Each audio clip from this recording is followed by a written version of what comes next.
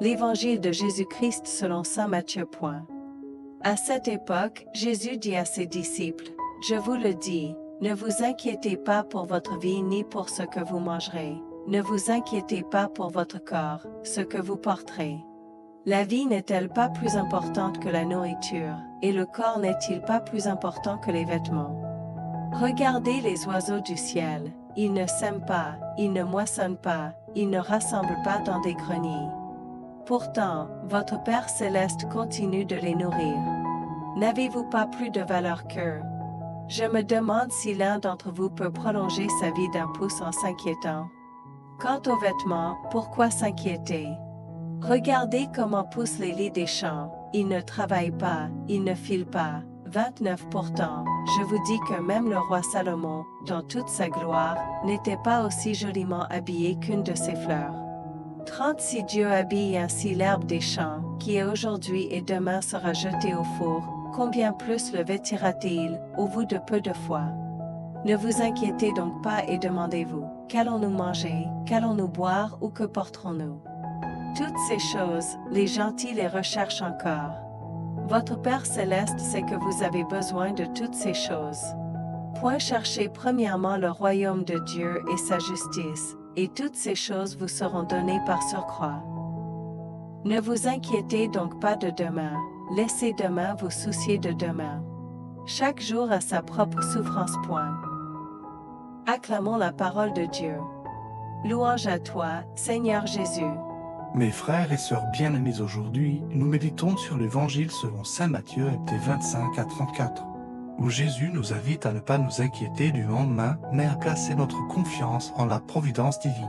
C'est un message puissant et essentiel pour chacun de nous, surtout dans un monde marqué par l'incertitude et l'anxiété. Ne vous inquiétez pas de la vie, apprenez de la nature. Jésus utilise deux belles images pour nous enseigner la confiance.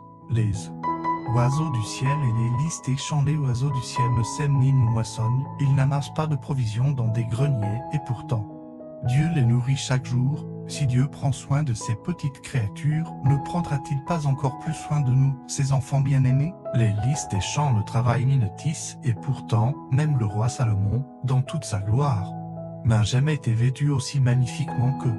Si Dieu part d'une telle beauté ses fleurs éphémères, combien plus prendra-t-il soin de nous? Cela nous rappelle que Dieu est toujours attentif à nos besoins, même lorsque nous sommes plongés dans des préoccupations quotidiennes. 2. Cherchez d'abord le royaume de Dieu. Jésus ne nous dit pas de cesser de travailler ou de nous désintéresser de nos responsabilités. Mais il nous exhorte à prioriser l'essentiel. Cherchez d'abord le royaume de Dieu et sa justice, et tout le reste vous sera donné en surplus. Prenons un instant pour réfléchir. Combien de temps passons-nous à travailler? Combien de temps consacrons-nous à la prière et à la recherche de Dieu? Nos préoccupations matérielles prennent-elles trop de place dans notre vie? Un homme peut travailler dur toute sa vie pour bâtir une grande maison et accumuler des richesses. Mais au moment de sa mort, que lui restera-t-il? Par contre, celui qui cherche Dieu et vit dans son amour construit un trésor éternel. Prière. Seigneur Jésus, nous te rendons grâce pour ton enseignement qui nous invite à la confiance et à l'abandon entre tes mains. Trop souvent, nous nous laissons envahir par l'inquiétude et les préoccupations matérielles, oubliant que tu prends soin de nous à chaque instant. Conclusion. Mes chers frères et sœurs, souvenons-nous que Dieu est un Père aimant qui prend soin de nous. Ne laissons pas les inquiétudes matérielles obscurcir notre foi. Vivons pleinement chaque jour, cherchons d'abord son royaume et faisons-lui confiance, car il pourvoira à tous nos besoins. Ayez confiance.